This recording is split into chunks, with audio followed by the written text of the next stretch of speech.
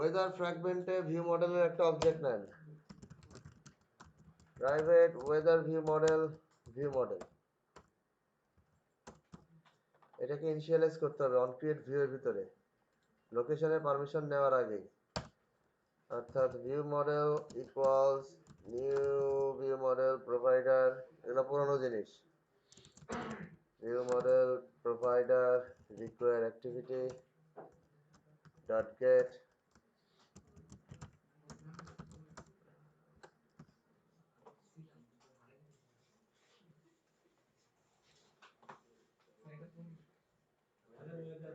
Weather ফ্র্যাগমেন্টে weather যে view মডেলটা ক্রিয়েট করছেন তার একটা রেফারেন্স নেন এবং অবজেক্ট ইনিশিয়ালাইজ করেন।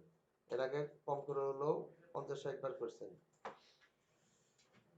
দেন যখন আমরা লোকেশন পেয়ে গেলাম, এই যে ডিটেক্ট ইউজার লোকেশন মেথডের ভিতরে যখন লোকেশন নট ইকুয়ালস না রিটার্ন, যখন লোকেশন পেয়ে গেলাম, এখন আর আলাদাভাবে লেট লং এটা লক করছি ভালো কথা, কিন্তু এখন মেইন কাজ যেটা করতে হবে, এই লোকেশনের অবজেক্টটা ভিউ মডেলে পাস করে দিতে হবে। So view model dot set location, সেটা লোকেশন, এবং finally view model dot get method হয়ে গেল view model dot sorry load data মেথডটা কল করতে হবে। ব্যাস, সো লোকেশন সেট করলাম আগে, তারপরে লোড ডাটা মেথডটাকে কল করব। Load data method actually current ডাটাটাকে লোড করবে, ফোরকাস্ট ডাটাটাকে লোড করবে। ফোরকাস্ট ডাটা নিয়ে এসে লাইভ ডাটার মধ্যে পোস্ট করে দিবে। অবজারভার আগের থেকে বসায় রাখবো এখন, তো যখন ডাটা আসবে ভ্যালু চলে আসবে। একইভাবে কারেন্ট ডাটার ক্ষেত্রেও লোড কারেন্ট ডাটা কল হবে, ডাটা চলে আসার পর লাইভ ডাটাতে পোস্ট করব, এটাতেও অবজারভার বসাই দিব। সো ডাটা যখন অ্যাভেলেবল হবে আমার স্ক্রিনে ডাটা চলে আসবে। সো এটা এনশিওর করেন যে অ্যাড অন সাকসেস লিসেনার, অর্থাৎ যেখান থেকে আমরা লোকেশন পাচ্ছি এগুলোর আর দরকার নেই, তারপরেও রেখে দিচ্ছি।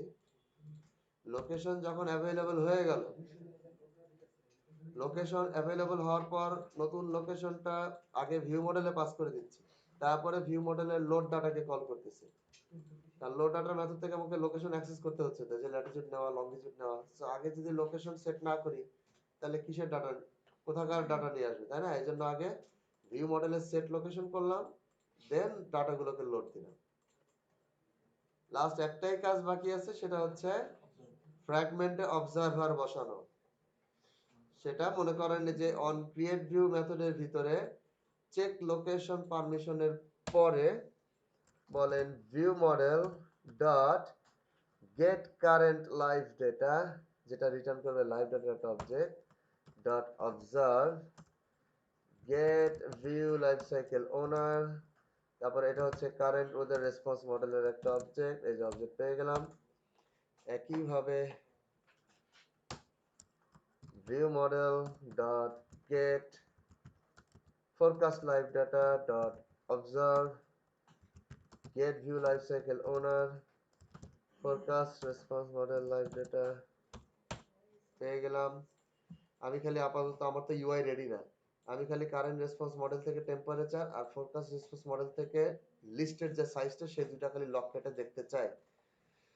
সো ফ্র্যাগমেন্টে একটা ট্যাগ নামে ভেরিয়েবল ডিক্লেয়ার করি আবার, private final string tag equals weather fragment dot class dot get simple name, দেন গেট কারেন্ট লাইভ ডাটা, যখন আমি কারেন্ট রেসপন্সটা পেয়ে যাব আর এখান থেকে যখন ফোরকাস্ট রেসপন্স পেয়ে যাব, আমি সিম্পলি একটু লক কেটে লক করে দেখতে চাই। সেটা হচ্ছে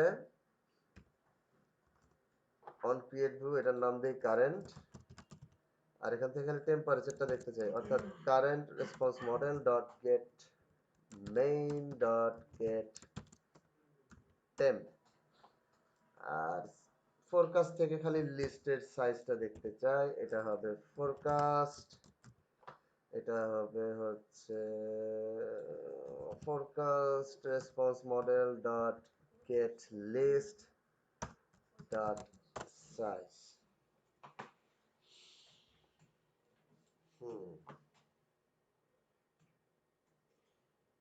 এবার আমি রান দিব। আমি জানি আপনারা অনেক পিছিয়ে গেছেন, চুপচাপ হয়ে গেছে।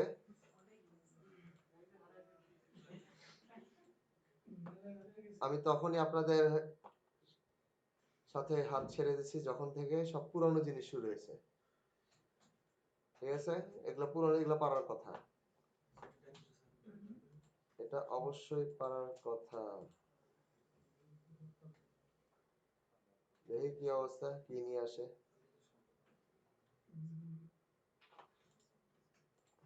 দেখেন, কারেন্ট টেম্পারেচার নিয়ে আসছে আর ফোরকাস্টের লিস্টের সাইজটাও নিয়ে আসছে।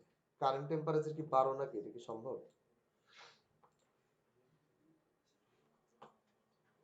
আচ্ছা ঠিক আছে, এটা বাংলাদেশের না, সরি, এটা হচ্ছে গুগলের হেডকোয়ার্টারের। আমার ডাটা মাটা চলে আসছে, এবার আপনারা নিয়ে আসেন।